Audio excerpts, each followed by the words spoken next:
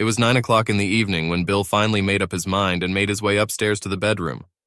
Anna, his pretty wife of 26 years, was going out with her friends. He hadn't liked it when she had gone out with these women last Friday, and he wouldn't accept it as part of the new weekly routine. Anna saw the look on her husband's face and sighed. You're not gonna bitch about it, are you? He nodded at the tiny dress spread out on the bed and the attractive blue lingerie she was wearing. She looked stunning in them. I've never seen that before, Bill said. She looked a little uncomfortable. Well, of course you haven't.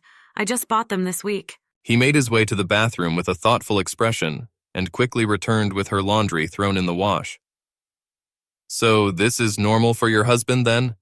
He pointed to the very plain cotton bra and panties in his hand. But are you glad you bought these? He nodded at the tiny blue bra and matching lace panties. For some random person you haven't met yet. Bill gave his wife a hard look. Not yet. He paused meaningfully. Unless it's just another party with the girls from work. Maybe you've arranged to meet someone there. Kind of like a date. He bowed his head thoughtfully as Anna stared at him incredulously. No, she exclaimed. There is no one else. How could you even think of that? So, Bill said, ignoring her question and choosing his words carefully. When you go out with these friends, do you never dance with other men, hug them, kiss them, or let them touch you? How dare you even suggest such a thing? Now she seemed angry. I dare suggest it because I know more about your friends than you probably realize, he replied. An unmarried woman, a couple of divorcees, and the company of you. Do you really expect me to believe that when they're looking for a casual flirt for one evening or night, they won't try to bring you down to their level? How dare you judge them? Anna snapped at him. I'm not judging them at all, he said in an even tone. They're free to make their own choices just as you are. She looked at him with unconscious suspicion. And yet you tell me not to go. What choice is that?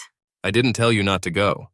I made it clear that I thought such behavior was inappropriate for a married woman, and that your friends were dragging you into a situation that would inevitably end badly for our marriage. Are you really suggesting that my seeing my girlfriends might jeopardize our marriage? She snorted derisively. Don't be so damn insecure. I'll always come home to you. Why are you so worried? I'm concerned because you're the most beautiful woman I know, and you're going clubbing with single women I don't trust. Add to that lustful men and alcohol, and it leads to trouble.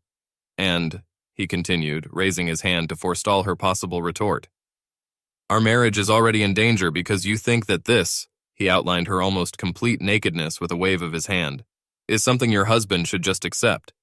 Well, it's too late now. I promised to meet them at 10, and you're going to make me late by continuing the conversation like this. Anna turned away from him and went back to her makeup. Bill decided to make one last attempt. You also promised to honor your husband, he said wryly. And now you seem to be quiet enough to ignore that promise. Or are your friends' feelings more important to you than mine? What the hell's gotten into you? She cut her off gruffly. I'm going out for a drink with my friends, that's all. Now for God's sake, leave me alone and get some rest. Bill took a deep breath. The thing is, I want to trust you, but I refuse to sit at home every Friday night wondering if you're going to take the extra step tonight and end up sleeping with some random guy inside the bar. I wouldn't do that. He stopped her again. Gail has been bragging about just such exploits on social media this past week. She's one of your friends, and that's exactly what she's been doing. How long before you start believing it's okay if I never find out? Anna just stared at him speechless. Bill continued, already starting to get angry. If you want to go dancing, invite me along. If you just want to rub your breasts against strangers, then be honest and we can end this right now. Now you're just insulting me, Anna replied indignantly. No, I'm honest. I don't believe you don't dirty dance or make out with con men looking for casual affection or worse. I'm willing to believe that you haven't slept with anyone, yet. But that's the choice I've offered you. Whether you go or stay is up to you. But keep in mind that I have a choice too. If you go, I won't be waiting here to complain and whine when you come back. There. He said it. He'd given her every chance to understand his concerns, to hear his desire to make their marriage a success, but she'd ignored him. Now she had a choice. Him or her friends. That's a damn bad joke, Bill. She was as angry as he'd ever seen her in the 4 years they'd been a couple. No, this isn't a joke, he said quietly. If you want to dress like your slutty friends and go out drinking and dancing with them every Friday night, and that's okay with you, I'm just saying that the prospect of me sitting around waiting for you to come home one day with an unknown man's saliva running down your leg is not what I see in my life, he said as he walked towards the door. I've got things to do. I'll be downstairs when you decide. She sat silently in front of the mirror, brooding. She hadn't had flirtations with others. Well, not really. But there had indeed been temptation last week, and she'd given the guy relief with a hand job. But that was it. And she loved the way men looked at her on the dance floor. It made her feel more desirable. Bill was always complimenting her on the way she looked, but she felt he had to do that because he was her husband. The guys at the club, they wanted to eat her up. Bill was sitting at his laptop filling out an online form. At 9:45, Anna came downstairs. He looked at her. Had she stayed or had she gone? She was in high heels, showing off long, slender legs disappearing into a short, tight blue dress. He hadn't said anything. Was she going to take him up on his offer to let her husband take her to the dance? Or was she going out with her slutty girlfriends?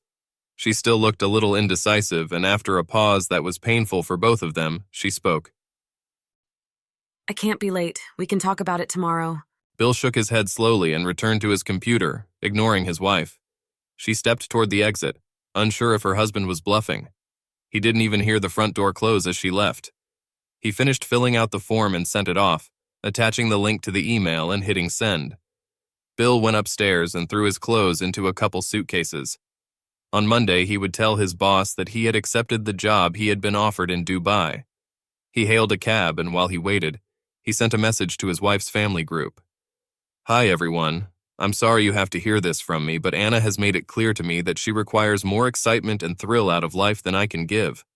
I sent her a link to our divorce filing. It has been a privilege to be a part of your family, but I hope you will understand why I have decided not to keep in touch with all of you from now on. He had one more thing to do, so he walked over to the printer, took a piece of paper from the output tray, and wrote at the bottom. He pasted it over their wedding picture above the fireplace. Then he turned off his phone and went outside to wait for a cab. Anna had just sat down at the club and was chatting with Gail when her phone rang. If it's Bill who's begging me to come home, she said irritably, but it was her older sister Karen. Where the hell are you? Karen shouted. I'm at Stardust with my friends, she said, defending herself from the unexpected onslaught. What's the matter? Does Bill know? Karen asked. Yeah, well, he knows I've been seeing my friends. What's the big deal? Was he happy about it? Karen seemed very angry, but then again, she'd always had a soft spot for Bill. Well, no, he wasn't thrilled, of course, but I told him we'd talk tomorrow. Well then, damn good luck with that, you stupid fool. He dumped you. If you don't believe me, check your email. Karen disconnected. Gail watched in amazement as Anna frantically tried to open the email application on her phone. Even in the dim light of the nightclub, she could see that her friend had gone noticeably pale. Anna then noticed a message for her family. That must have been the reason for Karen's call. Then her phone rang again. Thank God, Bill. But no, it was her father. What did you say to Bill? Her daddy demanded. The man treated you like a queen and you wanted more? No, Dad, I just felt trapped. So I just needed one night a week to be myself. You're in a bad nightclub? Your husband just left you and you're out at fucking clubs? He said incredulously. Dad was clearly furious. He never swore in front of his family. What could she answer? She was in a club. It was obvious from the background noise. No, Dad. He must have decided after I left home. Dad? He hung up the phone. Anna grabbed her bag and phone and quickly left, completely ignoring Gail and not noticing her other two friends as she passed them on the street. She found a cab and was home in 15 minutes. She tried to call her husband on the way out, but his phone had switched to voicemail. The house was quiet and abandoned. Anna kicked off her shoes and ran upstairs.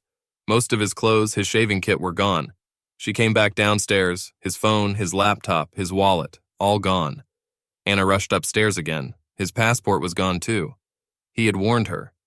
There was no ambiguity. There was no room for misinterpretation. If she left, she would return to an empty house. She knew he'd never lied, and she knew he'd been betrayed by a girl in the past, and Bill put honesty above all else. He did exactly what he said he would do. Anna went downstairs again at a complete loss. An hour ago, she had been married. Now she was separated. In less than a year, she would be divorced, to go out to the dance. Then she saw the picture above the fireplace. It didn't look right. When Anna examined the image, she almost threw up. It was a picture from someone's social media account. It showed a young man on his knees proposing to his girlfriend. But there in the background was Anna, and making out with some guy brazenly groping her breasts. Above the photo, Bill had written "lying" in big black letters. What happened next? Bill went abroad and Anna was given the freedom she'd dreamed of. Everything that came after that. Anna's abortion 6 months later. Bill eventually marrying that sweet and charming Australian woman he met surfing in Dubai, are separate stories that may or may not be told. But their story, the story of Bill and Anna, ended there.